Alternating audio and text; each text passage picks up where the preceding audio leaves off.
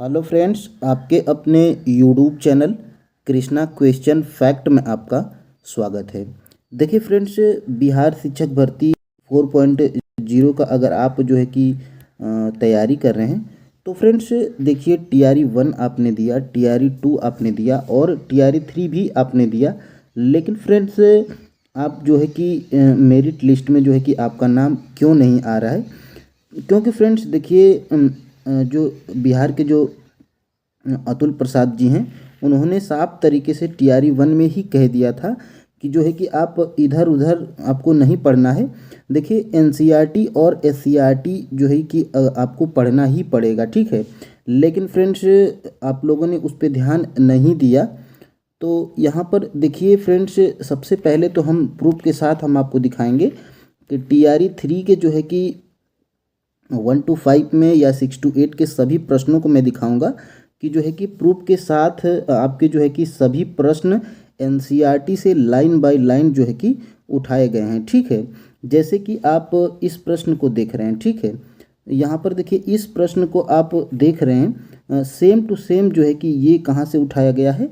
तो क्लास 10 की एनसीईआरटी के चैप्टर नंबर 5, जिसका नाम है जैव प्रक्रम, उससे ये प्रश्न सेम टू सेम डिक्टो यही प्रश्न देखिए। आप यहाँ पे अगर जूम करके आप देख पा रहे होंगे तो यहाँ पर आप देखिए, पाइरूवेट के विखंडन से, यहाँ पर देखिए पाइरूवेट के विखंडन से यह कार्बन डाइऑक्साइड जल तथा ऊर्जा देता है और यह प्रक्रिया होती है। तो देखिए कहाँ पर होती है? तो माइटोकॉन्ड्रिया में होती है। यहाँ पर आप देख सकते हैं, मैं अपने यूट्यूब चैनल का नाम भी लिखा हूँ। तो यहाँ पर ये प्रश्न आप यहाँ पे देख सकते हैं, ठीक है। और आप देखिए, ये 6 to 8 में मैथ और साइंस में ये प्रश्न पूछा गया था। यहाँ पर देखिए प्रश्न क्या है? कार्बन डाइऑक्साइड पानी और ऊर्जा देने के लिए पाइरूवेट का विघटन होता है। तो देखिए माइटोकॉन्ड्रिया में होता है, यहाँ पर आप देख पा रहे होंगे। और देखिए विस्तार तरीके से यहाँ पर दिया गया है, ठीक है। तो प्रूफ के साथ देखेंगे हम लोग टीआरई 3 के 1 to 5 के सभी साइंस के प्रश्नों को और 6 to 8 के टीआरई 3 के सभी साइंस के प्रश्नों को प्रूफ के साथ देखेंगे कि सभी प्रश्न आपके एनसीईआरटी से ही पूछे गए हैं, ठीक है। और देखिए ये वीडियो बनाने का हमारा उद्देश्य यही है कि फ्रेंड्स देखिए, आपको पूरा चैप्टर नहीं पढ़ना है, ठीक है। देखिए पूरा चैप्टर का मतलब कि आपको पेज पूरा नहीं पढ़ना है। हम खुद यहाँ पे पढ़ के और मेन टॉपिक हाईलाइट कर चुके हैं। तो ये सीरीज कि हम स्टार्ट बहुत ही जल्द करने वाले हैं। यहाँ पर आप देख पा रहे होंगे, सिर्फ आपको ये हाईलाइट वाला ही पोर्शन मैं पढ़ाऊँगा, ठीक है। और देखिए आपको पूरा पेज कि पढ़ने की ज़रूरत नहीं है, ठीक है। देखिए कार्बन डाइऑक्साइड तथा जल में विघटित करने के लिए करते हैं। यहाँ पर देखिए पाइरूवेट का विखंडन ऑक्सीजन का उपयोग करके माइटोकॉन्ड्रिया में होता है। यह प्रक्रम 3 कार्बन वाले पाइरूवेट के अणु को विखंडित करके 3 कार्बन डाइऑक्साइड के अणु देता है। दूसरा उत्पाद जल है, क्योंकि यह प्रक्रम वायु तथा ऑक्सीजन। तो देख सकते हैं आप यहाँ पर इस प्रश्न को देखिए 97 नंबर पेज से मैं उठाया हूँ। यहाँ पर मैं अपने चैनल का नाम भी लिखा हूँ। तो आप जरूर कमेंट करिएगा कि सर आप 6 to लेकर 10 तक सभी सब्जेक्ट के एनसीईआरटी को ऐसे आप हाईलाइट करके पढ़ा दीजिए। तो फ्रेंड्स मैं बिल्कुल स्टार्ट करने वाला हूँ, ये आपको दिखाना था, ठीक है। अब आप क्या करेंगे? तो सभी प्रश्नों को टीआरई 3 के यहाँ पर आप देख पा रहे होंगे। मैं इस पेज को यहाँ से देखिए कहाँ से उठाया हूँ, तो ये देखिए आप देख सकते हैं, यही प्रश्न सेम उठाया हूँ, ठीक है। तो अभ्यास के भी सभी प्रश्न, ठीक है, चैप्टर के अभ्यास के भी सभी प्रश्नों को मैं कराऊंगा। और सभी चैप्टर में मेन टॉपिक जो आपके एग्ज़ाम में पूछे जाते हैं, उनको मेन टॉपिक को मैं हाईलाइटर से हाईलाइट कर दिया हूं। और वही मैं क्लास वाइज एनसीईआरटी पढ़ाऊंगा सभी सब्जेक्ट के, ठीक है। तो अब आप लोग क्या करिएगा? तो देखिए नीचे वीडियो में लास्ट तक बने रहिएगा, तभी आपको समझ में आएगा कि हमें एनसीईआरटी कितना पढ़ना जरूरी है, ठीक है। तो यहाँ पर देखिए, सबसे पहले हम लोग 6 to 8 का देखेंगे सभी साइंस के प्रश्नों को जो कि एनसीईआरटी से पूछे गए हैं।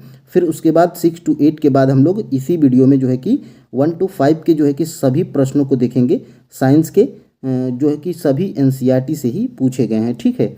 तो फ्रेंड्स वीडियो में लास्ट तक बने रहिएगा। आइए अब हम लोग 6 to 8 के सभी साइंस के प्रश्नों को, लगभग 40 प्रश्न आपके पूछे गए थे साइंस के, ठीक है। और जो है कि जनरल पेपर में 8 प्रश्न यानी कि टोटल 48 प्रश्नों को हम लोग देखेंगे 6 to 8 के साइंस के, और फिर उसके बाद 1 to 5 में जितने साइंस के प्रश्न पूछे गए थे सभी प्रश्नों को हम लोग जो है कि देखेंगे कि प्रूफ के साथ कि कौन से चैप्टर से जो है कि आपका जो है कि एनसीईआरटी का प्रश्न एनसीईआरटी से ही पूछा गया है। ठीक है, तो फ्रेंड्स वीडियो में लास्ट तक बने रहिएगा। और फ्रेंड्स इस चैनल पे नए हैं तो चैनल को सब्सक्राइब जरूर कीजिएगा। यहाँ पर फ्रेंड्स अब हम लोग स्टार्ट करेंगे। देखिए फ्रेंड्स यहाँ पर ये प्रश्न आपका जो है कि 6 to 8 में पूछा गया है। TRE 3 में जो री एग्ज़ाम हुआ था उसमें फ्रेंड्स 127 नंबर का प्रश्न देखिए क्या पूछा गया था। दो न्यूरॉन्स के बीच के अंतराल को क्या कहा जाता है। ठीक है, तो फ्रेंड्स देखिए इसी के जो है कि इंग्लिश वाला में यहाँ पर मैं इसलिए लाया हूँ क्योंकि फ्रेंड्स इंग्लिश अगर आपको नहीं पता रहेगा तो फ्रेंड्स आप इस प्रश्न को सही नहीं कर पाएंगे। ठीक है, तो देखिए दो न्यूरॉन्स के बीच के अंतराल को क्या कहा जाता है, तो अंतर ग्रंथ कहा जाता है। ऑप्शन नंबर ए तो बिल्कुल राइट आंसर है। ठीक है, लेकिन बात करेंगे कि सर ये कहाँ से पूछा गया है, तो फ्रेंड्स अगर आप 10th की एनसीईआरटी खोलेंगे, ठीक है, साइंस का, और चैप्टर नंबर 6 है आपका नियंत्रण एवं समन्वय। देखिए फ्रेंड्स मैं चैप्टर इसलिए बता रहा हूँ कि आप उसमें जाकर देख पाओ। ठीक है, तो यहाँ पर देखिए 10th की एनसीईआरटी के चैप्टर 6 से ये प्रश्न बिल्कुल आपका जो है कि बना था, और यहाँ पे आप देख सकते हैं। ये देखिए मैं एनसीईआरटी से ही जो है कि स्क्रीनशॉट यहाँ पे उठाया हूँ, और यहाँ पे देखिए फ्रेंड्स ये प्रश्न बिल्कुल आप यहाँ पे समझ पा रहे होंगे।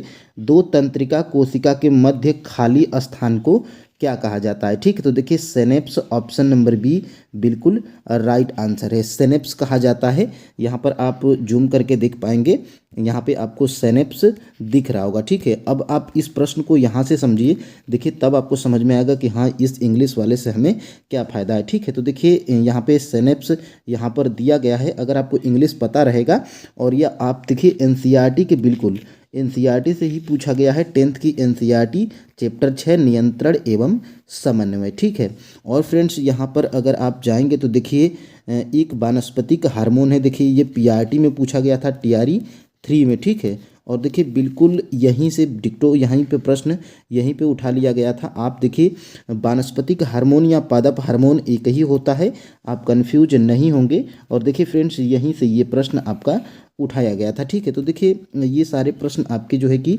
एनसीईआरटी से उठाए जा रहे हैं। ठीक है, तो यहाँ पे देखिए आपको क्या पढ़ना है ये क्लियर हो जाएगा। यहाँ पर देखिए 119 नंबर का प्रश्न, खाद्य पदार्थों के डिब्बे टीन में लेपित होते हैं, जिंक से नहीं, क्यों क्यों होते हैं। तो फ्रेंड्स यहाँ पर देखिए 119 का जो है कि आपका तो ऑप्शन नंबर यहाँ पे बी राइट आंसर हो जाता है।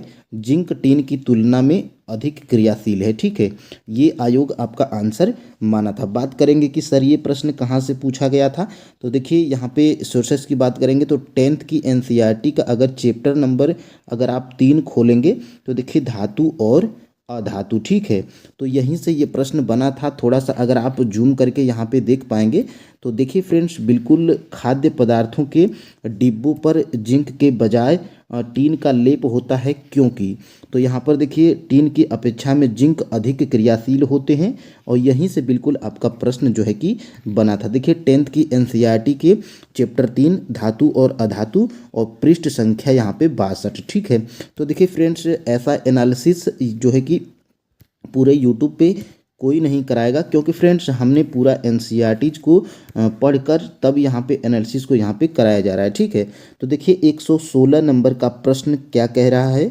यहाँ पे ये प्रश्न आपका पूछा गया था, कार्बन डाइऑक्साइड पानी और ऊर्जा देने के लिए पाइरूवेट का विघटन होता है। ठीक है, तो इसका आंसर तो ऑप्शन नंबर बी है, माइटोकॉन्ड्रिया। अब बात करेंगे कि सर ये प्रश्न कहाँ से पूछा गया था, तो देखिए मिनिमम प्रश्न आपके 9th और देखिए 48 प्रश्न हम बताएंगे। ठीक है, 48 प्रश्न बताएंगे जिसमें 9th और 10th से ही ये सारे प्रश्न आपके बने थे। तो फ्रेंड्स 6 to 8 की अगर आप एग्ज़ाम देना चाहते हैं तो फ्रेंड्स बिल्कुल आप 9th और 10th के जो है कि साइंस को ज़रूर पढ़िएगा, क्योंकि सारे प्रश्न आपके वहीं से बनाए गए थे। ठीक है, तो फ्रेंड्स यहाँ पर अगर आप देखेंगे यहाँ पे थोड़ा सा अगर आप जूम कर पाएंगे तो देखिए जूम करके यहाँ पे हम लोग देखते हैं। ठीक है, यहाँ पे आप जूम करके यहाँ पे देखिएगा, यहाँ पे देखिए यह प्रक्रम कोशिका द्रव्य में होता है। इसके पश्चात पायरुवेट एथेनॉल तथा कार्बन डाइऑक्साइड में परिवर्तित हो जाता है। यह प्रक्रम किण्वन के समय ईस्ट में होता है, क्योंकि यह प्रक्रम वायु ऑक्सीजन की अनुपस्थिति में होता है। ठीक है, यहाँ पे देखिए इसके श्वसन कहते हैं। पायरुवेट का विखंडन ऑक्सीजन का उपयोग करके माइटोकॉन्ड्रिया में होता है। ठीक है, तो बिल्कुल एग्जैक्ट यहीं से ये प्रश्न जो है कि आपका लिया गया था। ठीक है, तो देखिए फ्रेंड्स यहाँ पर आपका आंसर क्या था, माइटोकॉन्ड्रिया था। ठीक है, अब बात करेंगे कि सर हम लोग अब आगे प्रश्न की तरफ बढ़ेंगे। देखिए फ्रेंड्स हम फास्ट इसलिए बता रहे हैं क्योंकि फ्रेंड्स देखिए ज़्यादा लॉन्ग वीडियो हो जाएगा तो आप उसको देखेंगे नहीं, ये हमें पता है। ठीक है, और यहाँ पर देखिएगा फ्रेंड्स ये प्रश्न आपका जो है कि पूछा गया था। देखिए ये प्रश्न आपका जो है कि 54 नंबर का प्रश्न, श्वास प्रक्रिया के लिए निम्न में से कौन सा कथन सत्य है। ठीक है, तो यहाँ पर देखिए 54 नंबर का जो है कि आपका आंसर क्या हो जाएगा, ऑप्शन नंबर सी हो जाएगा। ऊर्जा स्रावित होती है तथा एटीपी के रूप में भंडारित होती है। ठीक है, देखिए बात करेंगे कि सर ये प्रश्न कहाँ से पूछा गया था। तो देखिए 10th के एनसीईआरटी के चैप्टर नंबर 5 से जैव प्रक्रम नामक चैप्टर से यह प्रश्न आपका जो है कि बनाया गया था। और यहाँ पे अगर आप जूम करके यहाँ पे आप देख पाइएगा तो यहाँ पर देखिए कोशिकीय श्वसन द्वारा मोचित ऊर्जा तत्काल ही एटीपी नामक अणु के संश्लेषण में प्रयुक्त हो जाती है। ठीक है, तो देखिए ये आपका जो है कि प्रश्न बिल्कुल एग्जैक्ट यहीं से उठाया गया था आपके 10th के एनसीईआरटी के चैप्टर नंबर 5 से। ठीक है, तो देखिए फ्रेंड्स टीआरई 4.0 की जो है कि वैकेंसीज लगभग आपकी अप्रैल और मई के आसपास ही होगी, तो आपके पास टाइम है। और टाइम है फ्रेंड्स, तो बिल्कुल हमने एनसीईआरटी बताया है। अगर आप लेना नहीं चाहते हैं तो आप जो है कि वीडियो के डिस्क्रिप्शन में जब जाएंगे तो फ्रेंड्स आपको वहाँ पे एक लिंक मिलेगा और उस लिंक पे आप जब क्लिक करेंगे तो फ्रेंड्स वहाँ से आप सभी क्लास के एनसीईआरटीज को डाउनलोड कर पाइएगा। ठीक है, तो देखिए यहाँ पर 130 नंबर का प्रश्न, एक सीधे विद्युत धारावाही चालक के चारों ओर चुंबकीय क्षेत्र रेखाएं होती हैं। ठीक है, तो देखिए इसका आंसर तो आपका है ऑप्शन नंबर सी है, संकेंद्रित वृत्त है। लेकिन फ्रेंड्स बात करेंगे कि ये प्रश्न आपका जो है कि कहाँ से पूछा गया था। तो यहाँ पर आप देख पाइएगा 10th की एनसीईआरटी के चैप्टर नंबर 12 से, जिस चैप्टर का नाम है क्या, तो विद्युत धारा के चुंबकीय प्रभाव। ठीक है, अब फ्रेंड्स आप इसको अगर जूम कर पाइएगा तो यहाँ पे आप देख सकते हैं। यहाँ पर अगर आप जूम करके देखेंगे तो देखिए फ्रेंड्स यहाँ पर कहाँ पे यहाँ पे देख सकते हैं आप, यहाँ पे देखिए प्रवाहित चुंबकीय क्षेत्र से दूर घट जाता है। ठीक है, तो यहाँ पे विद्युत धारावाही चालक से दूर हट जाता है। यहाँ पे आप देख सकते हैं फ्रेंड्स, देखिए यहाँ पे देखिए उसके चारों ओर उत्पन्न चुंबकीय क्षेत्र को निरूपित करने वाले संकेंद्री वृत्तों का साइज बड़ा हो जाता है। ठीक है, तो संकेंद्री वृत्त यहाँ पे आपको दिख रहा होगा। तो फ्रेंड्स बिल्कुल ये प्रश्न आपका जो है कि एग्जैक्ट यहीं से उठाया गया था आपके 10th की एनसीईआरटी के चैप्टर नंबर 12 से। तो इसका आंसर क्या है, ऑप्शन नंबर सी है यहाँ पर। ठीक है, अब फ्रेंड्स हम लोग आगे बढ़ेंगे और यहाँ पे हम लोग देखेंगे, देखिए निम्नलिखित में से कौन सा नाइट्रोजन के सही इलेक्ट्रॉनिक विन्यास को दर्शाता है। ठीक है, तो इसका आंसर है ऑप्शन नंबर यहाँ पर सी है, 128 का। ठीक है, अब देखिए बात करेंगे कि सर ये प्रश्न आपका कहाँ से पूछा गया था। तो देखिए 10th की एनसीईआरटी के चैप्टर नंबर 3 से, जिस चैप्टर का नाम है धातु एवं अधातु। ठीक है, अब बात करेंगे कि सर इसको कहाँ पर यहाँ पे दिया गया है। तो यहाँ पे आप देख सकते हैं नाइट्रोजन के इलेक्ट्रॉनिक विन्यास यहाँ पर बिल्कुल एग्जैक्ट यहाँ पर दिया गया है, 7 होता है और यहाँ पे 2 और 5 यहाँ पे आपको दिख रहा होगा।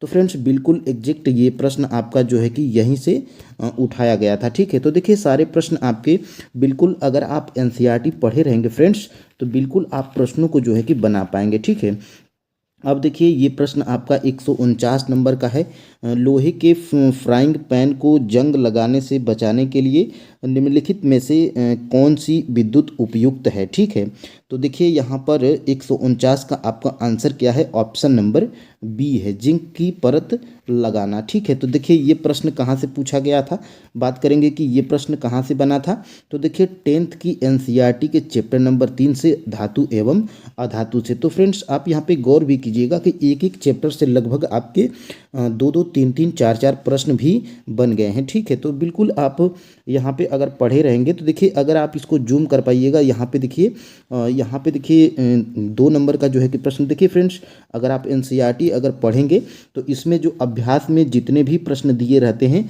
ये वेरी वेरी मोस्ट इम्पोर्टेंट प्रश्न होते हैं। ठीक है, जो है कि यही प्रश्न आपके जो है कि एग्जाम में पूछे जाते हैं। तो यहाँ पे आप देख पाइएगा लोहे के बिल्कुल एग्जैक्ट देखिए यही प्रश्न, लोहे के फ्राइंग पैन को जंग से बचाने के लिए निम्नलिखित में से कौन सी विधि उपयुक्त है। तो यहाँ पे आप देख सकते हैं ऑप्शन नंबर सी, जिंक की परत चढ़ाकर। ठीक है, तो बिल्कुल एग्जैक्ट यहीं से ये प्रश्न आपका जो है कि उठाया गया था 10th की एनसीईआरटी के चैप्टर नंबर 3 से। ठीक है, अब फ्रेंड्स आगे बढ़ेंगे और यहाँ पे देखेंगे मनुष्यों में लक्षणों की वंशागति के अध्ययन को क्या कहा जाता है। तो ऑप्शन नंबर इसका राइट आंसर क्या है, ऑप्शन नंबर सी, वंशगति। अब बात करेंगे कि सर ये प्रश्न कहाँ पूछा गया था। देखिए ये ऐसा प्रश्न है, इसको आप इम्पोर्टेंट कर लीजिए। देखिए ये TRE 1 हो, TRE 2 हो, TRE 3 हो, कैंसिल वाला एग्जाम हो, ये सभी में प्रश्न पूछा गया है। ठीक है, तो यहाँ पे आप देख सकते हैं 10th की एनसीईआरटी के चैप्टर नंबर 8 है जिसका नाम है आनुवंशिकता। ठीक है, यहीं से ये प्रश्न आपका जो है कि बनाया गया था। यहाँ पे आप बिल्कुल अगर आप जूम कर पाइएगा तो जूम करके देखिएगा, यहाँ पर मानव में लक्षणों की वंशगति के नियम इस बात पर आधारित हैं कि माता एवं पिता दोनों ही समान मात्रा में आनुवंशिक पदार्थ को संतुलित शिशु में स्थानांतरित करते हैं। ठीक है, तो बिल्कुल वंशगति यहाँ पे जो है कि यही नियम है और मेंडल का योगदान है इसमें। ठीक है, तो यहीं पे ये प्रश्न बिल्कुल एग्जैक्ट यहीं से उठाया गया था आपके 10th के एनसीईआरटी से। ठीक है, तो देखिए फ्रेंड्स यहाँ पे आपको आप गौर कर रहे होंगे कि मिनिमम ज़्यादा से ज़्यादा प्रश्न 10th की एनसीईआरटी से पूछे गए हैं। ठीक है, साइंस के प्रश्न। तो यहाँ पे अगर आप प्राइमरी के स्टूडेंट हैं या तो 6 to 8 के स्टूडेंट हैं तो फ्रेंड्स आप बिल्कुल 6 से 10 तक आप एनसीईआरटी को बिल्कुल जियोग्राफी, साइंस और हिस्ट्री के पोर्शन को अगर आप कंप्लीट कर पाते हैं तो फ्रेंड्स यकीन मानिए आप जो है कि TRE 4 में 100+ स्कोर आप आराम से कर पाइएगा। ठीक है, अगर आपकी तैयारी बेहतर रही तो। ठीक है, यहाँ पे आप देख सकते हैं ये प्रश्न, यदि कार का द्रव्यमान 1500 किलोग्राम है तो कार का वेग 30 किमी घंटा से 60 किमी घंटा तक बढ़ाने के लिए क्या कार्य करना होगा। ठीक है, तो देखिए एग्जैक्ट फ्रेंड्स ये तो आपका जो है कि सवाल है साइंस का, और सवाल ही बिल्कुल एग्जैक्ट यहाँ पर जो है कि एनसीईआरटी के अभ्यास में दिया गया है। और यहाँ पे इसका आंसर क्या है, तो 124 की बात करेंगे तो ऑप्शन नंबर ए तो आपका राइट आंसर है। ठीक है, ये प्रश्न आपकी देखिए 9th के एनसीईआरटी के कार्य एवं ऊर्जा के चैप्टर से यहाँ पर उठाया गया है। ठीक है, अगर आप इसको जूम करके देखेंगे तो यहाँ पर आप देख सकते हैं 156 जो है कि 156 250 जूल यहाँ पर बिल्कुल आपको एग्जैक्ट दिख रहा होगा। तो ये सवाल जो है कि आपके एनसीईआरटी से ही उठाया गया था जो कि 9th के एनसीईआरटी से। ठीक है, तो फ्रेंड्स अगर आप एनसीईआरटी को पढ़िएगा तो बिल्कुल एक एक पॉइंट को आप यहाँ पे नोट डाउन करिएगा। ठीक है, ये प्रश्न देखिए, किसी वस्तु को स्थिर वेग पर बनाए रखने के लिए आवश्यक बल। तो एग्जैक्ट ये हमें एनसीईआरटी में प्रश्न नहीं मिला है।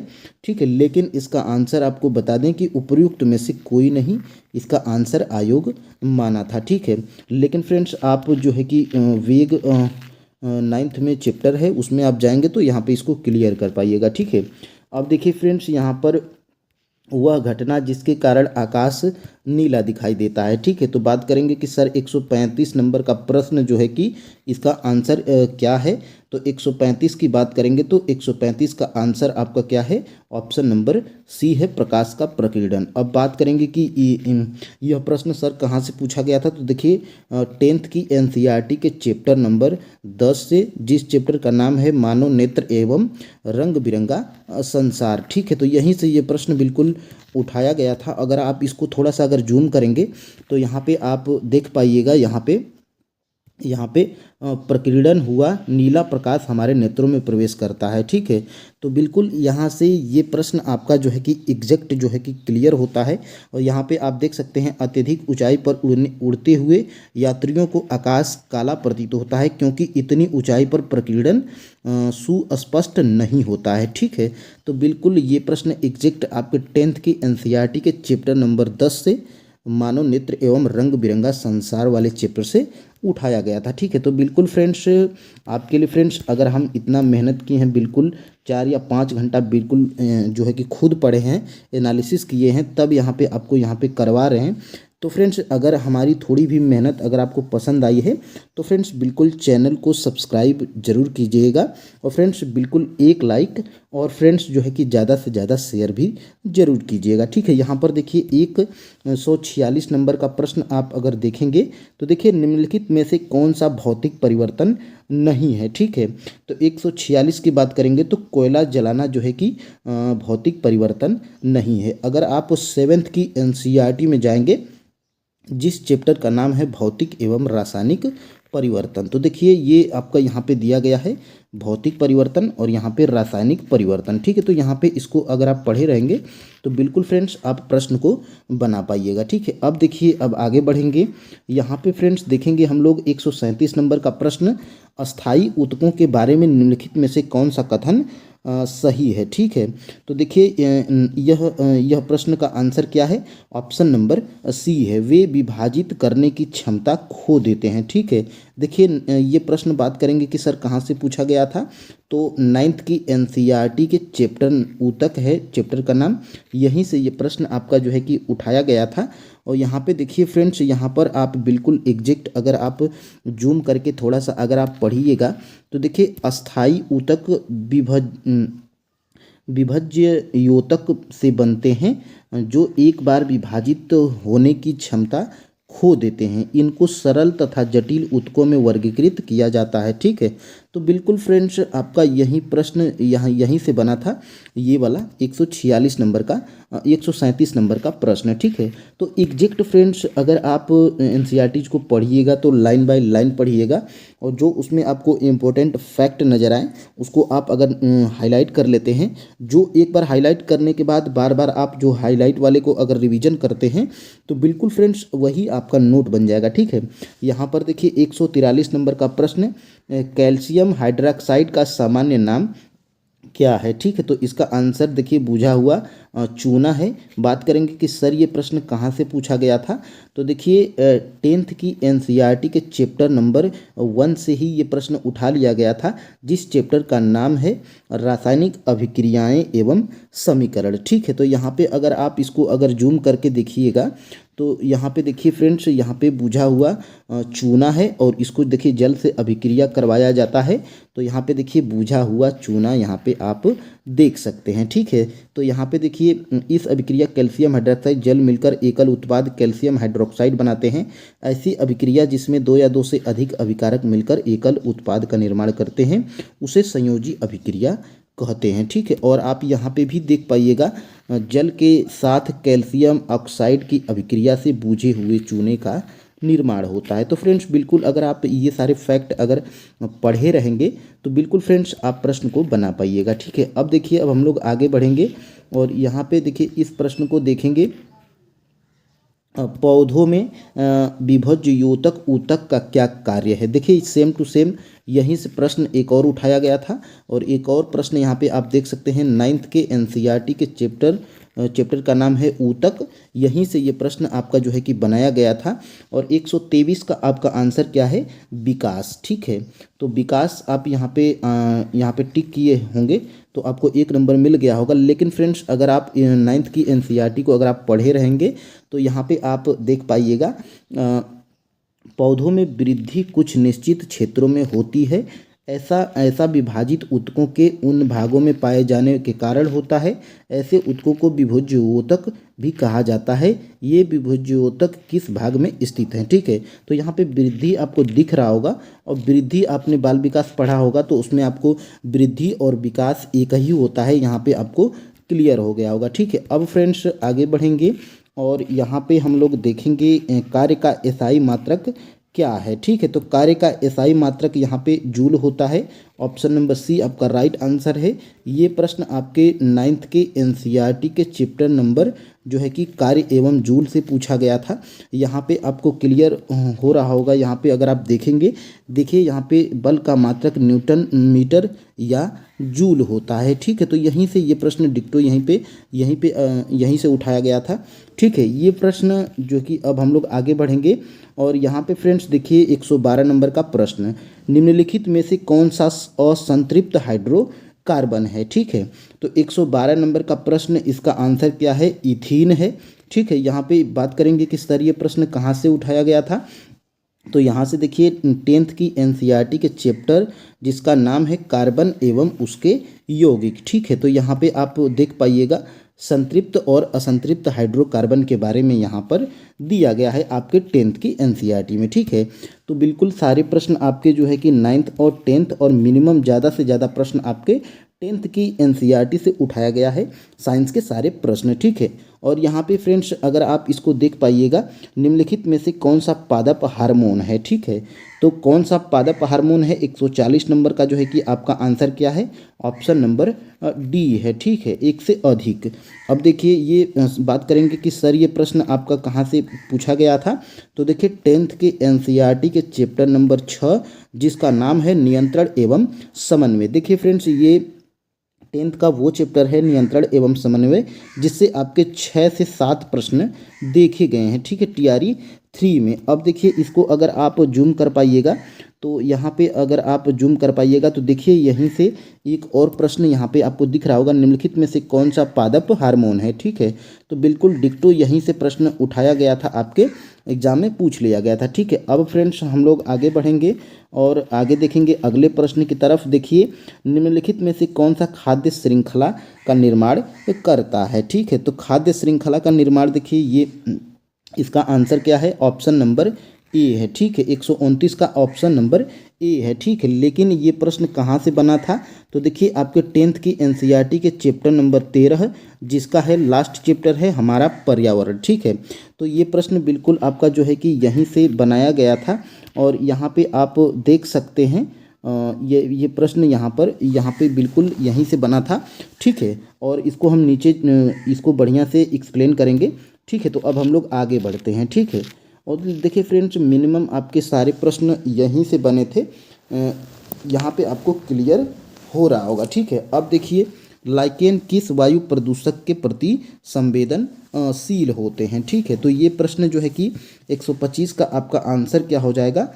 ऑप्शन नंबर सी वाला बिल्कुल राइट आंसर है। और बात करेंगे 117 नंबर के प्रश्न की, किस उप परमाणविक कण का द्रव्यमान नगण्य होता है? तो 117 का जो है कि ऑप्शन नंबर आपका सी राइट आंसर है, इलेक्ट्रॉन। और देखिए फ्रेंड्स ये एग्जैक्ट प्रश्न आपके जो है कि एनसीईआरटीज में नहीं मिला है, लेकिन फ्रेंड्स देखिए आपके पास अगर लुसेंट होगी तो उसमें ये प्रश्न बिल्कुल दिया गया है। ठीक है, अब बात करेंगे आगे।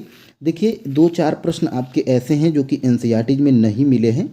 ठीक है, कोई भी ऐसा एग्जाम हो तो 2-4 प्रश्न ऐसे फ्रेंड्स जरूर आते हैं जो कि लगभग 5 या 10% लोग ही उसको सॉल्व कर पाते हैं। ठीक है, देखिए 122 नंबर का प्रश्न, ब्यूटेनॉन कार्यात्मक समूह वाला 4 कार्बन यौगिक है। ठीक है, तो देखिए कीटोन जो है कि इसका आंसर है ऑप्शन नंबर बी। बात करेंगे कि ये प्रश्न कहाँ से पूछा गया है, तो देखिए 10th की एनसीईआरटी के चैप्टर 4 कार्बन एवं उसके यौगिक। ठीक है, चैप्टर नंबर 4 से यह प्रश्न पूछ लिया गया था। और यहाँ पे अगर आप इसको जूम करेंगे तो देखिएगा यहाँ पे देखिए ब्यूटेनॉन चतुर कार्बन यौगिक है जिसका प्रकार्यात्मक समूह क्या है? तो कीटोन भी आपको यहाँ पे ऑप्शन में दिख रहा होगा। तो फ्रेंड्स डिक्टो यह प्रश्न आपके जो है कि आपके 10th की एनसीईआरटी के चैप्टर नंबर 4 से जिसका नाम है कार्बन एवं उसके यौगिक। ठीक है, अब देखिए फ्रेंड्स हम लोग आगे बढ़ेंगे और यहाँ पे देखिए ये इसको हम कहे थे कि नीचे बढ़िया से एक्सप्लेन करेंगे। तो देखिए 140 नंबर का जो प्रश्न था, निम्नलिखित में से कौन सा पादप हार्मोन है। तो देखिए ये प्रश्न जो है कि इसका आंसर क्या है। तो इसका आंसर फ्रेंड्स आपका ऑप्शन नंबर डी है। एक से अधिक हम ऊपर बता चुके हैं। देखिए ये प्रश्न आपके जो है कि 10th के एनसीईआरटी के चैप्टर नंबर 6, जिसका नाम है नियंत्रण एवं समन्वय। ठीक है, तो देखिए इसको जो है कि यहाँ पे ऊपर तो हम बता ही चुके हैं। यहाँ पर देखिए यहाँ से ये प्रश्न आपको दिख रहा होगा। और इसी चैप्टर में थोड़ा सा विस्तार में अगर आप जाएंगे तो यहाँ पे आप देख सकते हैं पादप प्रकाश को यहाँ पे देख सकते हैं। पादप हार्मोन का दूसरा उदाहरण यहाँ पे फ्रेंड्स आप देखिए ध्यान से। पादप हार्मोन का दूसरा उदाहरण जिब्रेलिन ऑक्सीन की तरह तने की वृद्धि में सहायक होते हैं। साइटोकाइनिन कोशिका विभाजन को प्रेरित करता है। ठीक है, तो यहाँ पे आपको जिब्रेलिन ऑक्सीन और साइटोकाइनिन आपको दिख रहा होगा। और यही सारे ऑप्शन में आपको यहाँ पे दिए गए थे, जिब्रेलिन, साइटोकाइनिन और ऑक्सीन। और इसी के कारण इसका जो है कि एक से अधिक आंसर हो गया था ऑप्शन नंबर डी। देखिए 10th के एनसीईआरटी के चैप्टर 6 नियंत्रण एवं समन्वय मोस्ट इम्पोर्टेंट चैप्टर है। ठीक है, अब देखिए फ्रेंड्स आगे बढ़ेंगे और हम लोग देखेंगे अगले प्रश्न को। देखिए पृथ्वी की सतह पर गुरुत्वाकर्षण के कारण त्वरण लगभग कितना होता है। तो देखिए इसमें आप कंफ्यूज नहीं होइएगा। 9.8 मीटर प्रति सेकंड स्क्वायर जो है कि इसका आंसर था 150 नंबर का प्रश्न का। और यह देखिए 9th के एनसीईआरटी के चैप्टर नंबर जो है कि गुरुत्वाकर्षण से उठाया गया था। ठीक है, चैप्टर का नाम है गुरुत्वाकर्षण। और यहाँ पे आप देख पाइएगा, यहाँ पर बिल्कुल यहाँ पे पृथ्वी के गुरुत्वीय त्वरण का मान यहाँ पे 9.8 मीटर प्रति सेकंड स्क्वायर। ठीक है, तो देखिए बिल्कुल यहाँ पे इनको आप देख के देखिए, पृथ्वी की त्रिज्या होती है ये, और पृथ्वी का ये द्रव्यमान होता है, और सार्वत्रिक गुरुत्वीय नियतांक ये होता है। तो इसको ऑप्शन में अगर दे दिया जाए तो बिल्कुल आप कन्फ्यूज नहीं होंगे। सबसे पहले आप गौर करेंगे कि प्रश्न कह क्या रहा है। ठीक है, अब देखिए फ्रेंड्स आगे बढ़ेंगे। क्या होता है जब लोहे के भराव में तनु हाइड्रोक्लोरिक अम्ल मिलाया जाता है। तो बात करेंगे 131 नंबर के प्रश्न का, ये कहाँ से पूछा गया था। तो देखिए ऑप्शन नंबर सी तो पहले इसका राइट आंसर है। हाइड्रोजन गैस और आयरन क्लोराइड का उत्पादन होता है। ठीक है, यह देखिए 10th के एनसीईआरटी के जो है कि चैप्टर नंबर 1 रासायनिक अभिक्रिया एवं समीकरण चैप्टर का नाम है।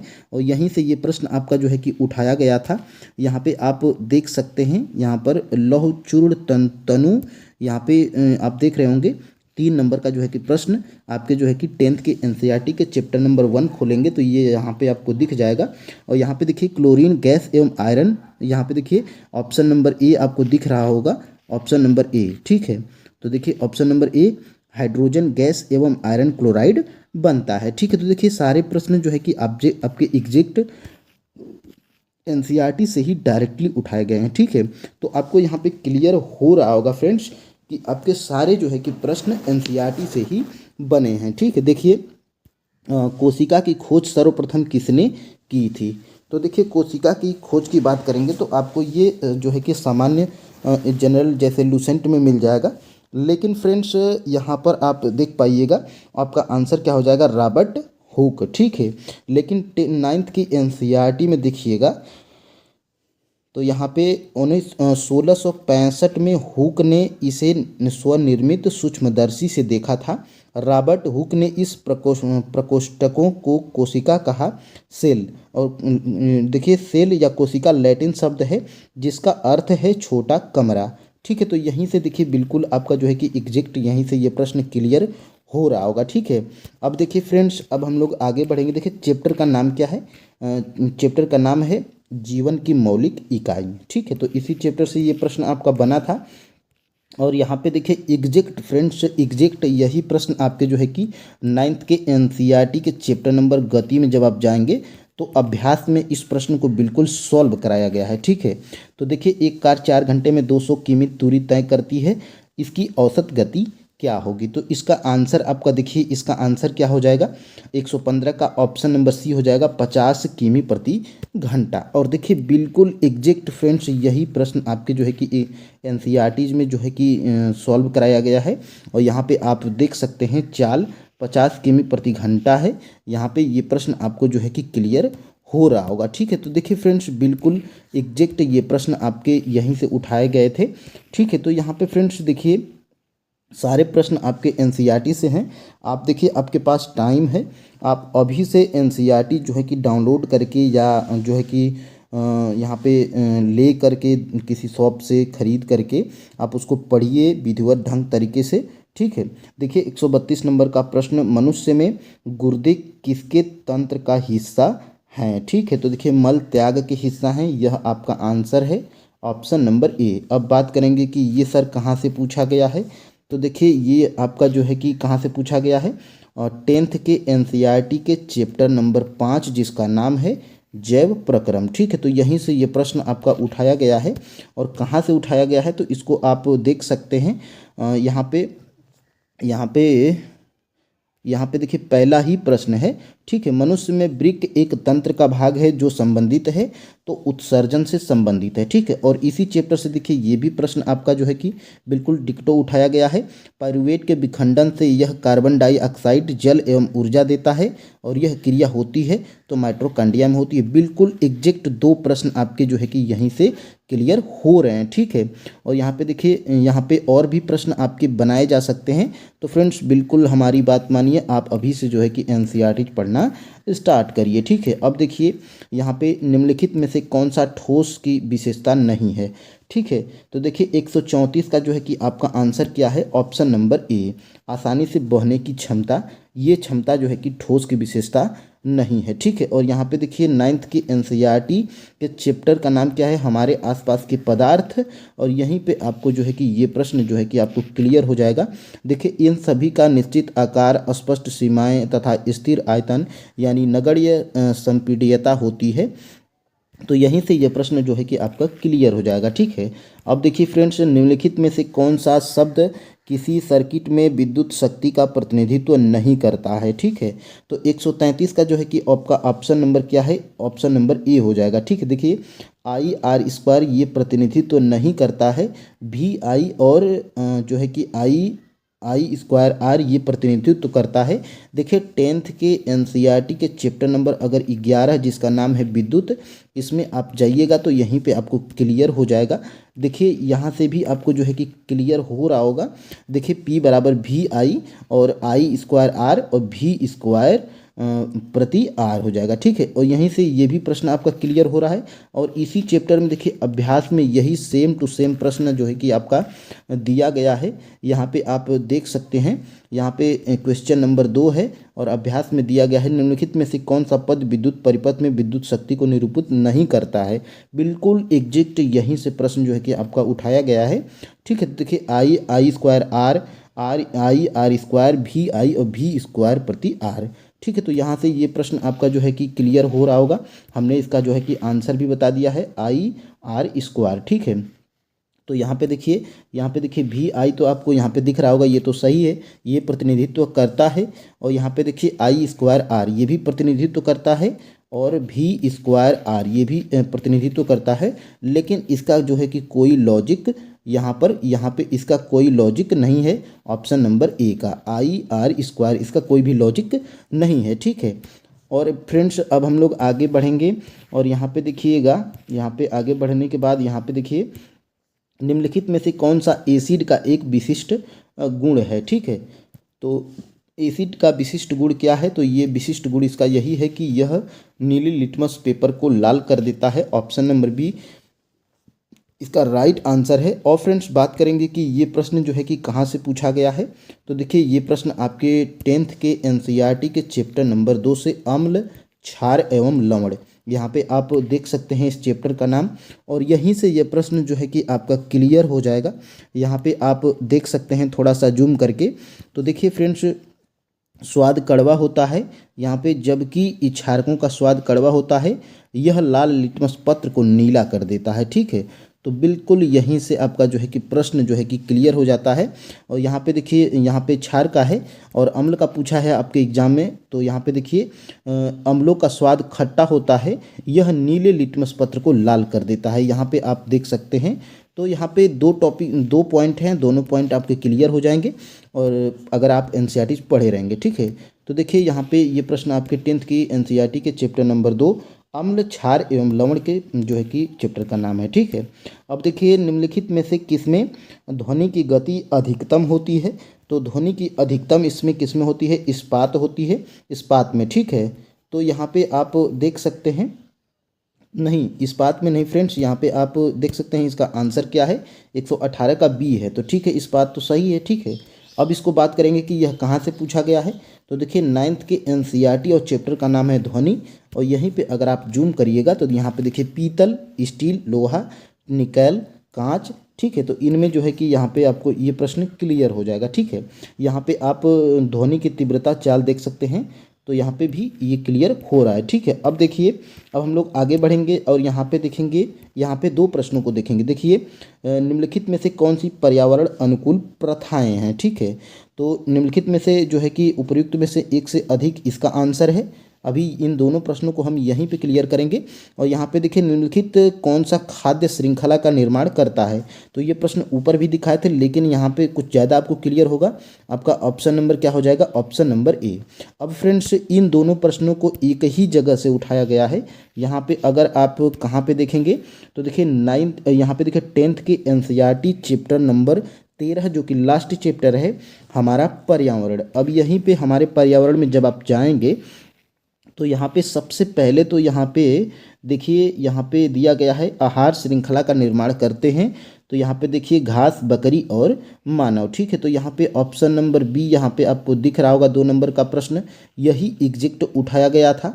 ठीक है, और यहाँ पे देखिए निम्नलिखित में से कौन पर्यावरण मित्र व्यवहार कहलाते हैं? तो देखिए बाजार जाते समय सामान के लिए कपड़े का थैला ले जाना, और कार्य समाप्त हो जाने पर लाइट, बल्ब तथा पंखे का स्विच बंद करना, और माँ द्वारा स्कूटर में विद्यालय छोड़ने के बजाय तुम्हारा विद्यालय तक पैदल जाना। उपर्युक्त में से सभी, तो उपर्युक्त में से सभी और एग्जैक्ट फ्रेंड्स यही प्रश्न, यही ऑप्शंस भी यहाँ पर दिए गए हैं। देखिए बाजार जाते समय, यहाँ पे देखिए बाजार जाते समय यहाँ पे देखिए अनावश्यक लाइटें और पंखे बंद कर दें, और यहाँ पे देखिए अपनी माँ द्वारा अपने स्कूटर पर आपको छोड़ने के बजाय पैदल स्कूल जाना, खरीदारी करते समय सामान रखने के लिए कपड़े का थैला ले जाना।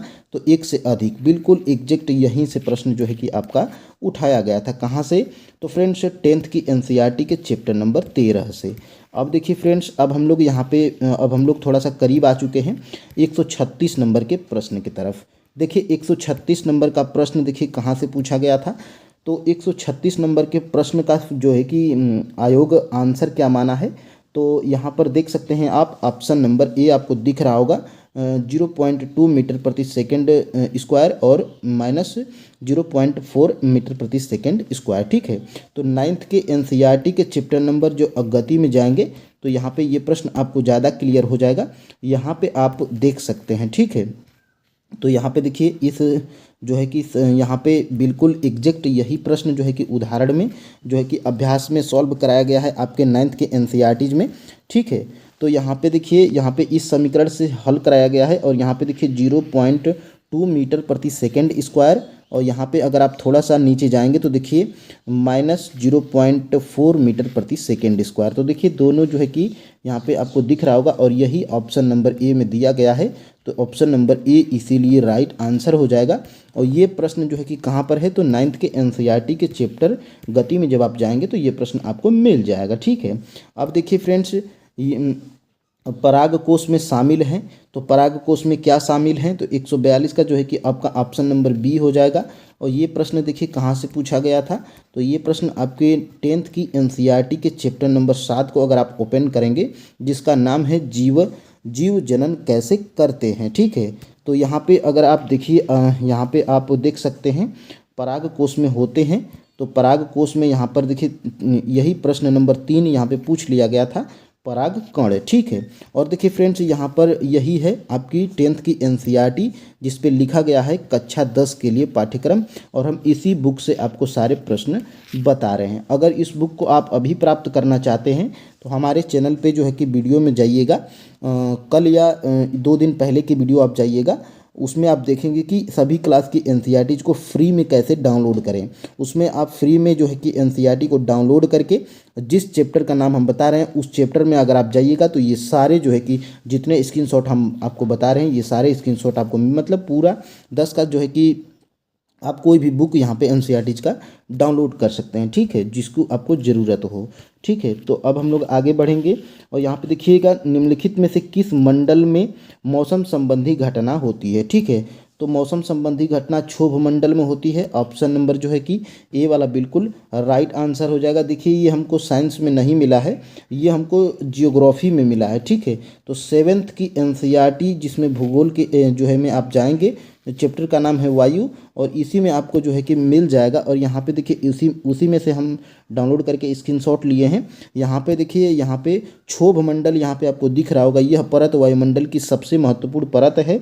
इसकी औसत ऊंचाई 13 किलोमीटर। हम इसी मंडल में मौजूद वायु में सांस लेते हैं। मौसम की लगभग सभी घटनाएं जैसे वर्षा, कोहरा एवं ओला वर्षण इसी परत के अंदर होती है। तो यहाँ पे ये प्रश्न आपको क्लियर हो रहा होगा। ठीक है, अब देखिए फ्रेंड्स, अब हम लोग आगे बढ़ेंगे और यहाँ पे देखेंगे निम्नलिखित में से कौन सा वेक्टर जनित रोग नहीं है। तो देखिए कौन सा वेक्टर जनित रोग नहीं है, तो इसका आंसर है ऑप्शन नंबर बी, याक्षमा। अगर आप इसको इंग्लिश में देखेंगे तो इसको टीबी कहते हैं। देखिए 9th के एनसीईआरटी के चैप्टर हम बीमार क्यों होते हैं, अगर इस चैप्टर को आप खोलेंगे तो यहीं पे ये प्रश्न आपको जो है कि बिल्कुल एग्जैक्ट जो है कि मिलेगा। ठीक है, अब देखिए फ्रेंड्स, अब हम लोग आगे बढ़ेंगे और यहाँ पे देखिए क्या होता है जब प्रकाश हवा से कांच के स्लैब में प्रवेश करता है। देखिए 148 नंबर का जो है कि आपका आंसर क्या है, ऑप्शन नंबर सी, यह सामान्य की ओर झुकता है। ठीक है, यह देखिए 10th की एनसीईआरटी के चैप्टर अगर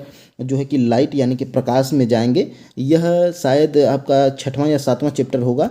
इसमें अगर आप यहाँ पे अगर जूम करके देखिएगा तो विरल माध्यम से सघन माध्यम में जो है कि गमन करने वाली प्रकाश की किरण धीमी हो जाती है तथा अविलंब की ओर झुक जाती है। ठीक है, तो यहीं से आपका जो है कि ये प्रश्न जो है कि बनाया गया था। तो देखिए फ्रेंड्स, एनसीईआरटीज को आपको जो है कि बारीक से पढ़ना है और उसमें जो हर एक चैप्टर में अभ्यास में जितने भी प्रश्न हैं उसको बना लेना है और मेन टॉपिक को आपको जो है कि हाईलाइट करते हुए पढ़ना है। ठीक है, देखिए सारे प्रश्न एनसीईआरटी से बनते हैं, कौन सा कब पॉइंट पूछ लिया जाए ये कोई भरोसा नहीं है। और ख़ास तौर से तो फ्रेंड्स बीपीएससी का कोई भरोसा नहीं है, वो कहाँ से प्रश्न पूछ सकती है। ठीक है, देखिए 113 नंबर का प्रश्न यहाँ पे आप देख सकते हैं, कोशिका के चारों ओर की झिल्ली कहलाती है। तो यहाँ पे देखिए क्या कहलाती है, तो प्लाज्मा झिल्ली कहलाती है। ऑप्शन नंबर बी इसका राइट आंसर है। अब बात करेंगे कि ये कहाँ से पूछा गया है, तो देखिए 9th की एनसीईआरटी के चैप्टर अगर आप जाएंगे जीवन की मौलिक इकाई, तो इस चैप्टर में आपको यहाँ पे कुछ मिलेगा, यहाँ पे देखने को मिलेगा। देखिए प्लाज्मा झिल्ली अथवा कोशिका झिल्ली, यह कोशिका झिल्ली की सबसे बाहरी परत होती है। यहाँ पे आप देख सकते हैं प्लाज्मा झिल्ली कुछ पदार्थों को अंदर तथा बाहर आने जाने देती है, यह अन्य पदार्थों की गति को भी रोकती है। ठीक है, तो बिल्कुल ये प्रश्न जो है कि आपका यहीं से बना था। अब हम लोग फ्रेंड्स आगे बढ़ेंगे और यहाँ पे आप देख सकते हैं न्यूटन के गति के दूसरे नियम के अनुसार किसी वस्तु का त्वरण सीधे अनुपातिक होता है। तो इसका आंसर क्या है, तो इसका answer friends option number D है, एक से अधिक। ठीक है, एक से अधिक इसमें सही है ऑप्शन नंबर डी। यह प्रश्न देखिए आपके 9th के एनसीईआरटी के चैप्टर अगर बल एवं गति आप इसमें खोल के अगर आप देखिएगा तो इसमें ये प्रश्न आपको क्लियर हो जाएगा, F बराबर m है। ठीक है, तो यहाँ पे जो है कि यहाँ पे वस्तु पर लगने वाला बल ये भी सही है और वस्तु के द्रव्यमान का व्युत्क्रम ये भी सही है, और यहाँ पे जो है कि वस्तु का द्रव्यमान ये गलत है। तो इसमें दोनों सही था, इसीलिए एक से अधिक यानी कि आपका ऑप्शन नंबर डी वाला बिल्कुल राइट आंसर हो गया था। ठीक है, अब देखिए फ्रेंड्स, अब हम लोग आगे बढ़ेंगे और यहाँ पे देखिएगा किसी पदार्थ को सीधे ठोस से गैस में बदलने की प्रक्रिया क्या कहलाती है। तो देखिए फ्रेंड्स, ये आपको जो है कि किसी कॉमन बुक में भी मिल जाएगी, लेकिन हम लोग आज एनसीईआरटीज देख रहे हैं। तो देखिए फ्रेंड्स, अगर आप जियोग्राफी, साइंस और हिस्ट्री जो है कि 6 से 10 तक अगर आप पढ़ लेते हैं तो फ्रेंड्स यकीन मानिए आप जो है कि TRE 4 में अच्छा स्कोर कर पाइएगा। और जो है कि नॉर्मली करंट अफेयर्स के लिए आप स्पीडी का ले लीजिएगा और जो है कि नॉर्मल बीपीएससी द्वारा आयोग द्वारा पूछे गए सभी मैथ और रीजनिंग के अगर प्रश्नों को बना लीजिएगा। और अगर आपके पास टाइम बचे जैसे MTS ग्रुप डी और SSC GD जैसे रीजनिंग मैथ के अगर प्रश्नों को बना लीजिएगा तो बिल्कुल फ्रेंड्स आप हमारी यकीन मानिए आप TRE 4 में 95+ ही आप स्कोर करने वाले हैं, यानी कि आप एक सीट पक्की कर लीजिएगा। ठीक है, तो यहाँ पे देखिए ये प्रश्न जो है कि इसका ऊर्ध्वपातन इसका आंसर है। और यहाँ पे आप देख सकते हैं 9th के एनसीईआरटी के चैप्टर नंबर अगर आप जाएंगे हमारे आसपास के पदार्थ, तो यहाँ पे आप देख सकते हैं इस अवस्था में परिवर्तित हुए बिना ठोस अवस्था से सीधे गैस और वापस ठोस से बदलने की प्रक्रिया को ऊर्ध्वपातन कहा जाता है। ठीक है, तो यहीं से एग्जैक्ट प्रश्न आपका बना था। अब देखिए फ्रेंड्स, अब हम लोग आगे बढ़ेंगे। देखिए, यदि दो वस्तुओं के बीच की दूरी दोगुनी कर दी जाए तो उनके बीच गुरुत्वाकर्षण बल का क्या होगा? तो 1/4 हो जाएगा। ऑप्शन नंबर जो है कि ए वाला बिल्कुल राइट आंसर है, क्योंकि आयोग भी हमारा माना था। ठीक है, फाइनल आंसर की में देखिए 9th के एनसीईआरटी के चैप्टर नंबर अगर गुरुत्वाकर्षण में जाएंगे तो यहाँ पे अभ्यास में इस प्रश्न को सॉल्व कराया गया है, जिसका देख सकते हैं आप 1/4 हो जाएगा। ठीक है, और यहाँ पे देख सकते हैं दो कण के बीच की दूरी यानी कि सेम डिक्टो प्रश्न यहीं से जो है कि आपका पूछा गया था। ठीक है, अब देखिए फ्रेंड्स, अब हम लोग आगे बढ़ेंगे। श्वास, अब देखिए अब हम लोग उन प्रश्नों को देखेंगे। देखिए 40 प्रश्न आपके जो है कि मैथ के आए थे और 40 प्रश्न साइंस के आए थे, जिसमें साइंस के हम लोग 40 प्रश्नों को आज हम लोग देख चुके हैं। और जो जनरल में जो 40 प्रश्न आपके पूछे जाते हैं, तो देखिए फ्रेंड्स 40 प्रश्न जो पूछे गए थे तो उसमें से देखिए 8 करंट अफेयर्स के, 8 मैथ के, 8 जियोग्राफी के, 8 साइंस के। तो अब हम लोग 40 तो देख चुके हैं पूरे साइंस के। ठीक है, और हम लोग उसी पेपर में से जो 8 नंबर पूछा था साइंस जनरल स्टडीज में यानी कि जीके जीएस वाले पोर्शन में, तो अब हम लोग उन 8 जो है कि साइंस के प्रश्नों को देखेंगे। ठीक है, तो देखिए श्वास प्रक्रिया के लिए निम्न में से कौन सा सत्य है? तो ये हम ऊपर आपको दिखा चुके हैं। 10th की एनसीईआरटी के पेज नंबर 97 पे जाएंगे तो ये प्रश्न जो है कि आपको मिल जाएगा। देखिए, कोशिका श्वसन द्वारा मोचित ऊर्जा तत्काल एटीपी द्वारा नामिक संश्लेषित प्रयुक्त होती है। कोशिका के अन्य ईंधन यहाँ पे देख सकते हैं आप, यहाँ पे देख सकते हैं ये प्रश्न आपका जो है कि यहीं से लिया गया था। ठीक है, अब देखिए, अब हम लोग थोड़ा आगे बढ़ेंगे और देखेंगे हमारे शरीर में मलेरिया परजीवी का भंडारण। तो देखिए लूसेंट में भी दिया गया है और आपके जो है कि एनसीईआरटी में भी दिया गया है। अगर आप 12 की एनसीईआरटी बायोलॉजी में देखेंगे तो ये प्रश्न आपको मिल जाएगा। ठीक है, देखिए अब हम लोग आगे बढ़ेंगे और यहाँ पे देखेंगे निम्न में से कोलाइड नहीं है। ठीक है, तो ये प्रश्न देखिए यहाँ पे 9th के एनसीईआरटी से ही मिला था। ठीक है, तो इसका जो है कि आंसर जो है कि क्या हो जाएगा? तो इसका आंसर हो जाएगा फ्रेंड्स धुआं हो जाएगा। ठीक है, तो यहाँ पे ये प्रश्न आप देख सकते हैं। ठीक है, अब देखिए हम लोग आगे बढ़ेंगे। प्रकाश की ओर पौधों के झुकाव का मुख्य कारण क्या है? तो यहाँ पे देख सकते हैं आप, यहाँ पे इसका आंसर क्या है? ऑप्शन नंबर सी है। देखिए ये प्रश्न आपका जो है कि 10th की एनसीईआरटी के पेज नंबर 120 से उठाया गया था। अगर आप यहाँ पे थोड़ा सा अगर जूम करते हैं तो देखिए फ्रेंड्स, जूम करके हम इसलिए दिखा रहे हैं ताकि आपको भरोसा हो जाए।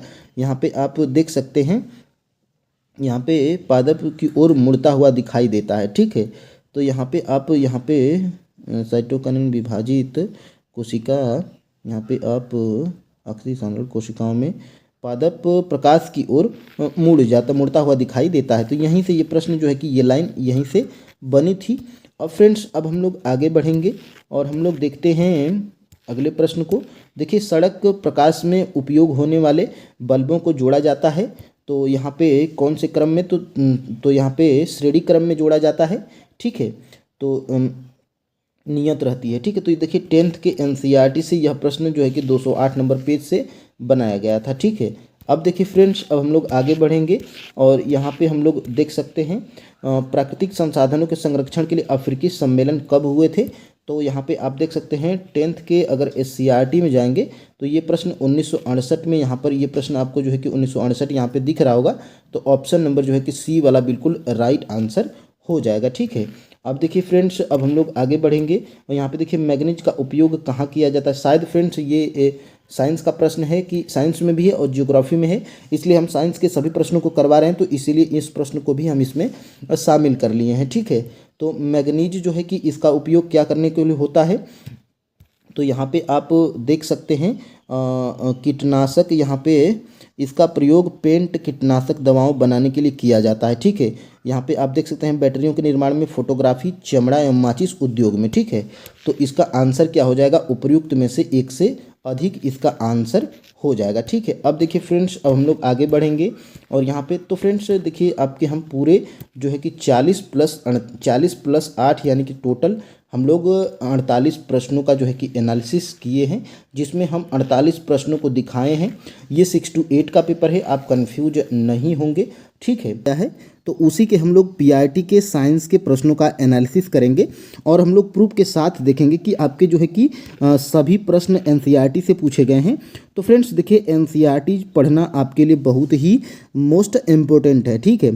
तो एनसीईआरटी अगर आप पढ़ते हैं और उससे जो है कि पढ़कर कुछ ऐसे टॉपिक होते हैं हर चैप्टर में, तो उनके जो है कि एनालिसिस करते हैं और फ्रेंड्स अपना उसी से नोट बनाते हैं और पूरे एनसीईआरटी को फॉलो करते हैं, तो फ्रेंड्स देखिए आप टीआरई 4 में अच्छा स्कोर करेंगे। तो फ्रेंड्स देखिए, अगर आज की वीडियो को लास्ट तक आप देख लेते हैं तो फ्रेंड्स यकीन मानिए, अगर आप टीआरई 4 में एनसीईआरटी को फॉलो करते हैं तो फ्रेंड्स आपका जो है कि अच्छा स्कोर होगा और फ्रेंड्स आप एक सीट जो है कि कंफर्म कर पाओगे, ठीक है। तो 2025 जो है कि फ्रेंड्स आपका जो है कि सिलेक्शन लेने वाला वर्ष होने वाला है यहाँ पर, ठीक है। तो देखिए, हम लोग यह आपने पीआरटी का अगर पेपर दिया होगा तो उसमें यह प्रश्न आपको दिखा होगा 51 नंबर का, संघ इकाइनोडर्मेटा के क्या महत्व हैं या क्या सत्य है, ठीक है।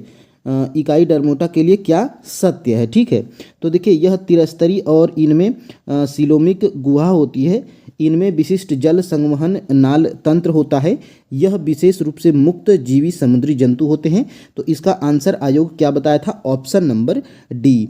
तो फ्रेंड्स देखिए, अगर आप 12 की एनसीईआरटी के अगर बायोलॉजी वाले चैप्टर 4 में जाएंगे, जिस चैप्टर का नाम यहाँ पे आप देख पा रहे हैं प्राणी जगत, तो इसमें फ्रेंड्स जाएंगे तो देखिए यहाँ पर बिल्कुल दिया गया है, यह समुद्री वासी हैं, ठीक है। तो एक ऑप्शन आपका समुद्र से था, तो एक ऑप्शन यहाँ से था, सब त्रिकोरकी तथा प्रगुही प्राणी होते हैं, आपका एक ऑप्शन यहाँ था। और यहाँ पे आप देख पा रहे होंगे संघ इकाई नो डर्मेटा यानी कि सूल युक्त प्राणी, ठीक है। जल संवहन तंत्र इस संघ की विशिष्टता है। तो यहाँ से अगर आप एनसीईआरटी को पढ़े रहेंगे तो बिल्कुल फ्रेंड्स आप प्रश्न बना पाएंगे। देखिए, सारे प्रश्न जो है कि आपके एनसीईआरटी से आ रहे हैं और बीपीएससी पहले ही अपने सिलेबस में बता दिया है कि जो है कि आपके स्तर के अनुसार जो है कि सभी प्रश्न एनसीईआरटीज के लेवल के होंगे, ठीक है। तो देखिए, यहाँ पर ये प्रश्न आपका जो है कि यहाँ पर 36 नंबर का प्रश्न, निम्नलिखित में से कौन सा गर्म खून का प्राणी है? तो उपर्युक्त में से कोई नहीं, ठीक है। तो गर्म खून का मतलब यहाँ पर आप देख पा रहे होंगे, गर्म खून का मतलब यहाँ पे देखिए क्या है, तो आप इसको देखिए क्या बोलते हैं, तो इसको बोलते हैं जो है कि कोल्ड ब्लडेड। और यहाँ पे देखिए क्या बोला जाता है, तो यहाँ पर देखिए, हम यहाँ पर कुछ देख पा रहे हैं और इसका जो है कि गर्म खून का मतलब क्या होता है, तो जो है कि ये कोल्ड ब्लडेड का मतलब जो है कि ठंडा खून और गर्म खून से संबंधित है, ठीक है। तो यहाँ पे अगर आप जूम कर पा रहे होंगे तो जूम करके हम लोग यहाँ पर देखेंगे, यहाँ पर देखिए फ्रेंड्स, कोल्ड ब्लडेड यानी कि ठंडा जो है कि खून के प्राणी, ठीक है। तो इसमें कुछ यहाँ पे मछली दिखाई दे रही होगी, तो यानी कि सभी मछलियाँ क्या होती हैं, तो कोल्ड ब्लडेड होती हैं, ठीक है। और यहाँ पे आप देख पा रहे होंगे, यहाँ पे इसका जो है कि अगर हिंदी में देखेंगे तो हिंदी हम यहाँ पे इसलिए रखे हैं क्योंकि इसमें आपको हिंदी भी जानना जरूरी है। देखिए, असमतापी इसको बोला जाता है, ठीक है।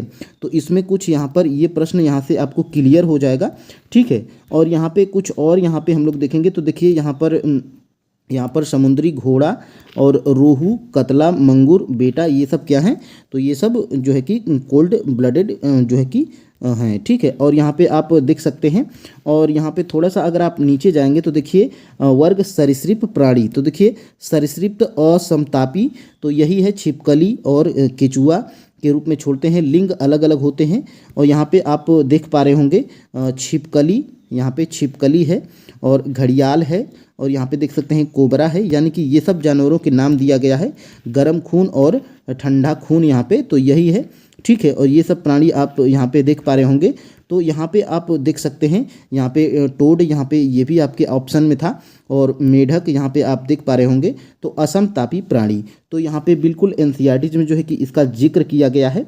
और यहाँ पे आपको ये प्रश्न आपको दिखा होगा पीआरटी में, जो अभी हाल ही में उसका रिजल्ट आया है टीआरई 3 री एग्ज़ाम, उसमें यह 75 नंबर का प्रश्न जो है कि सोनार तकनीक का प्रयोग होता है। तो देखिए, उपर्युक्त में से एक से अधिक इसका आंसर था। और आप यहाँ पे अगर जूम करके देखेंगे तो यहाँ पे देखिए सोनार तकनीक के बारे में दिया गया है आपके एनसीईआरटी में, ठीक है। तो यहाँ पर देखिए फ्रेंड्स, सोनार तकनीक का उपयोग समुद्र की गहराई ज्ञात करने के ज्ञात करने तथा जल के अंदर स्थित चट्टानों, घाटियों, पनडुब्बियों, हिमशैल, प्लावी बर्फ, डूबे हुए जहाज आदि की जानकारी प्राप्त करने के लिए किया जाता है। तो यहाँ से अगर आप फ्रेंड्स एनसीईआरटी को फॉलो करेंगे तो बिल्कुल आप प्रश्नों को बना पाएंगे। ठीक है, देखिए कोई भी ऐसा प्रश्न नहीं था जो कि एनसीईआरटी से पूछा नहीं गया है। ठीक है, तो एनसीईआरटी से ही प्रश्न बनेगा, टीआरई 4 हो या टीआरई 5 हो। या आपको अगर फ्रेंड्स एनसीईआरटी अगर बढ़िया तरीके से पढ़ लेते हैं तो आने वाले विभिन्न एग्जामों जो है कि ये प्रश्न पूछे जाते हैं। ठीक है, ये 94 नंबर का प्रश्न आप देखिएगा, निम्नलिखित में से किसमें टंगस्टन का प्रयोग किया जाता है? तो विद्युत बल्ब में। देखिए साफ साफ यहाँ पे एनसीईआरटी में लिखा गया है, जिसको हम यहाँ पे हाईलाइट कर दिए हैं। यहाँ पर आप देख पा रहे होंगे, बल्ब के तंतुओं को बनाने के लिए टंगस्टन का प्रयोग, यहाँ पे गलनांक इतना इसका दिया गया। ठीक है, और यहाँ पे अगर थोड़ा सा अगर आप नीचे जाएंगे तो कुछ और बढ़िया से यहाँ पे एक और प्रश्न पूछा गया था, जो कि सेम एक ही जगह से दो प्रश्न बना था। ठीक है, तो यहाँ पे आप देख पा रहे होंगे, एक विद्युत फ्यूज किस प्रभाव पर कार्य करता है? तो विद्युत धारा का तापीय प्रभाव। और बिल्कुल यहाँ पे आप देख सकते हैं, ये प्रश्न आपका यहाँ से यहाँ पे बिल्कुल यहीं से ये बना था। और यहाँ पे थोड़ा सा अगर आप नीचे जाएंगे तो देखिए फ्रेंड्स, बिल्कुल विद्युत धारा का तापीय प्रभाव। ठीक है, तो बिल्कुल एक ही जो है कि चैप्टर से दो प्रश्न बना था, बिल्कुल एक ही पृष्ठ से।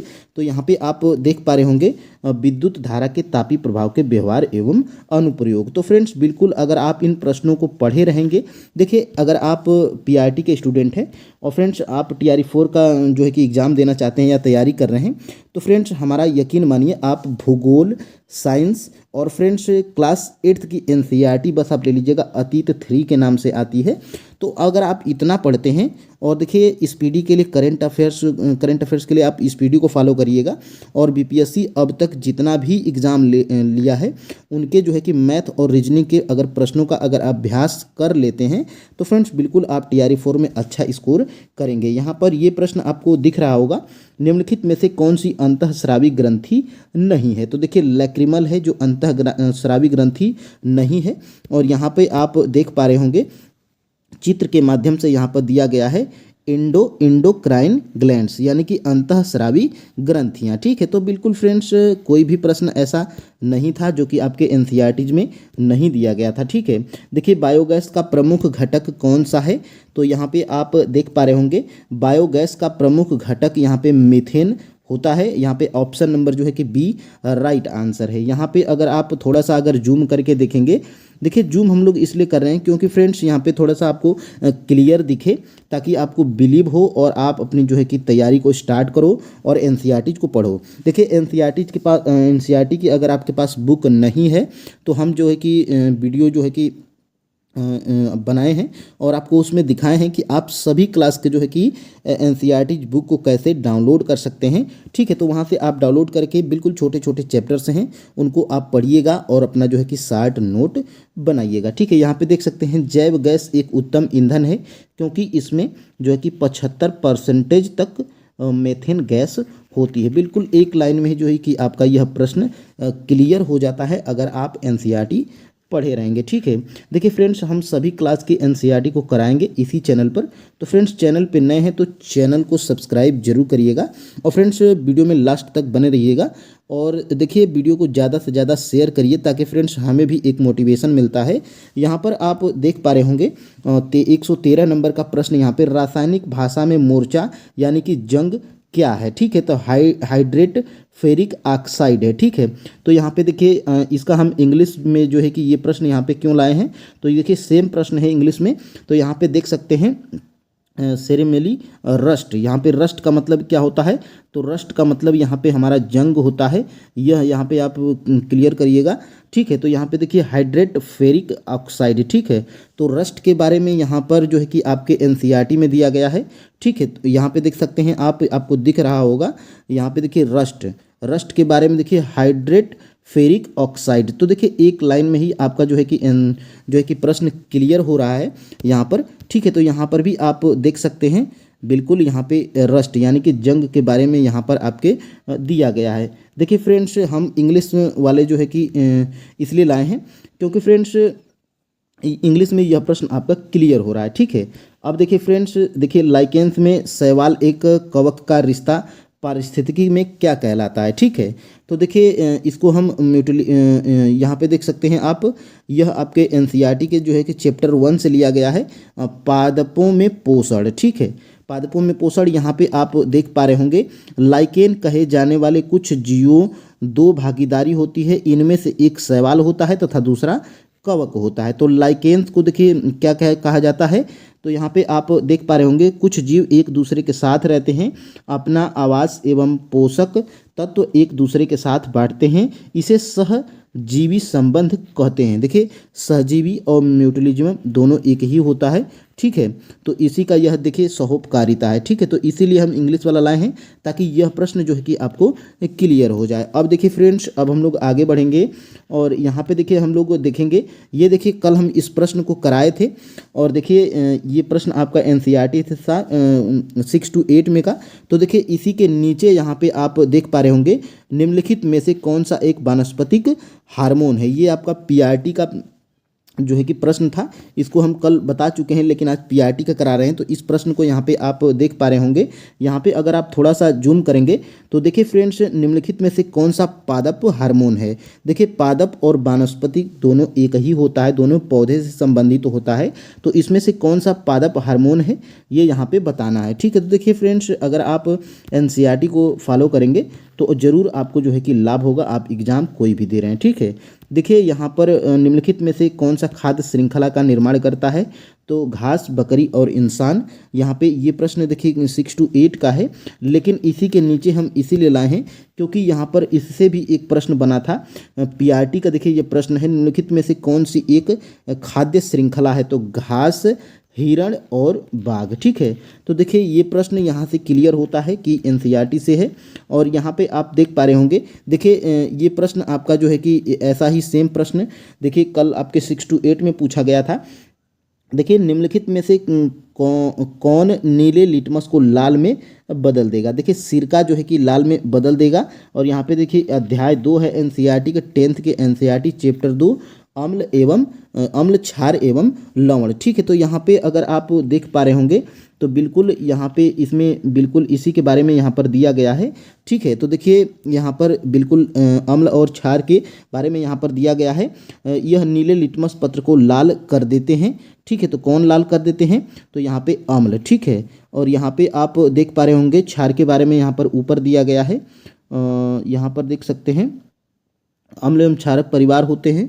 और यहाँ पे कहाँ पर दिया गया है, तो यहाँ पर देखिए यहाँ पर यह लाल लिटमस पत्र को नीला कर देते हैं। ठीक है, तो क्षार और अम्ल का गुण यहाँ पर दिया गया है।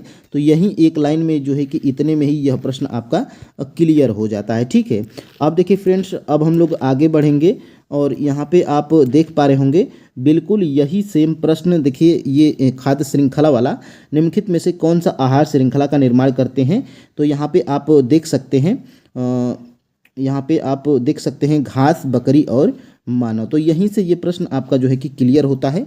देखिए हम इस देखिए अभ्यास में भी एनसीईआरटी के जब चैप्टर ख़त्म होता है तो अभ्यास में यहाँ पर करके देता है, तो सेम प्रश्न वहीं से जो है कि उठा लिया गया था। देखिए आपने कल की वीडियो अगर नहीं देखी है, 6 to 8 के स्टूडेंट हैं और आपको भी जानना है कि साइंस के प्रश्न एनसीईआरटी से आए थे कि नहीं, तो बिल्कुल आप वहाँ पे जाके देख सकते हैं कल वाली वीडियो को। जो है कि उस वीडियो का जो है कि लिंक हम अपने इस वीडियो के डिस्क्रिप्शन में डाल देंगे।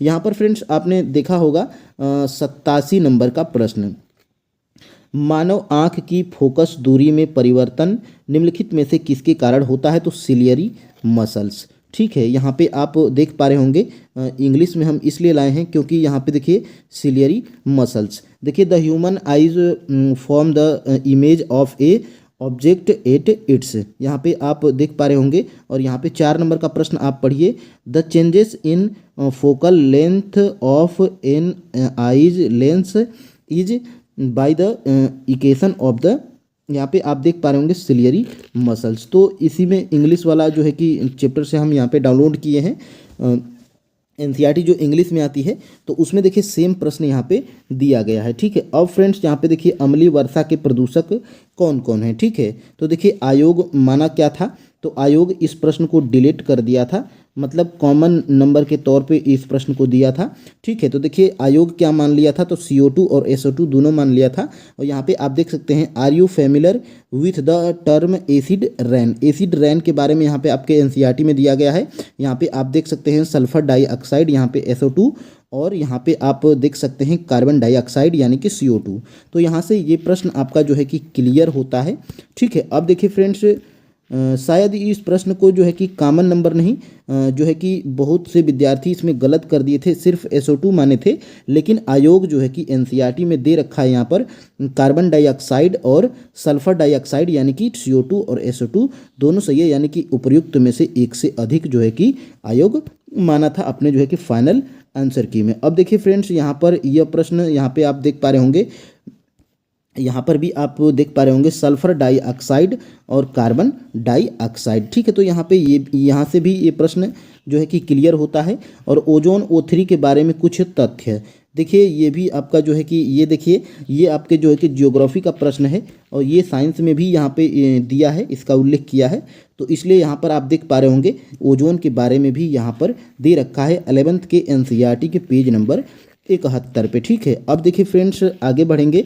देखिए फ्रेंड्स, हम लोग सोर्सेस को जानना इसलिए ज़रूरी है ताकि फ्रेंड्स आपको बिलीव हो कि हाँ, हम लोग अगर NCERT पढ़ते हैं, यानी कि आप अगर देखिए 6, 7, 8, 9 और 10, ठीक है, तो यहाँ पे 5 जो है कि बुक्स हो जाती हैं एक सब्जेक्ट के लिए, यानी कि 15 बुक्स को अगर आप पढ़ेंगे। देखिए पतली पतली बुक्स होती है, ज़्यादा मोटी नहीं होती है, छोटे छोटे चैप्टर्स हैं, लेकिन उनमें के फैक्ट इतना जो है कि महत्वपूर्ण हैं, जो कि वहीं से प्रश्न आपके क्लियर हो जाते हैं। ठीक है, ये यहाँ पे आपने देखा होगा ज्वालामुखी क्रिया की अंतिम प्रतीक क्या है, तो यहाँ पे आप देख सकते हैं गैस एवं राख अंतिम प्रतीक है, जो कि धुआंरे के अंतर्गत आता है।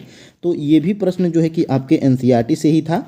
अब देखिए फ्रेंड्स, अब हम लोग आगे जाएंगे और यहाँ पे देखिए नवीकरणीय ऊर्जा। देखिए नवीकरणीय और अनवीकरणीय ऊर्जा के संसाधन, यहाँ पर देखिए ये जियोग्राफी में इसका उल्लेख किया गया है और आपके साइंस में भी इसका उल्लेख है। इसलिए फ्रेंड्स यहाँ पे देख सकते हैं नवीकरणीय ऊर्जा के संसाधन कौन कौन से हैं इसमें दिया गया है, और अनवीकरणीय ऊर्जा के संसाधन कौन कौन से हैं यहाँ पर दिया गया है। कोयला, पेट्रोलियम तथा प्राकृतिक गैस। तो यहाँ पे आप देख सकते हैं कोयला, पेट्रोलियम और नाभिकीय ईंधन, यानी कि उपयुक्त में से कोई नहीं, यहाँ पर सभी जो है कि अनवीकरणीय ऊर्जा के संसाधन इसमें दिए गए हैं। ठीक है, तो इसीलिए यहाँ पर अब आगे बढ़ते हैं और यहाँ पे देखिए वायुमंडल अपनी अधिकतम ऊर्जा प्राप्त करती है तो दीर्घ पार्थिव किरण से। देखिए सेम प्रश्न जो है कि आपके 11th के NCERT के पेज नंबर अगर आप 80 पे जाएंगे तो सेम यही डिक्टो प्रश्न जो है कि आपके अभ्यास में दिया गया है, तो यहीं से ये प्रश्न उठाया गया था। ठीक है।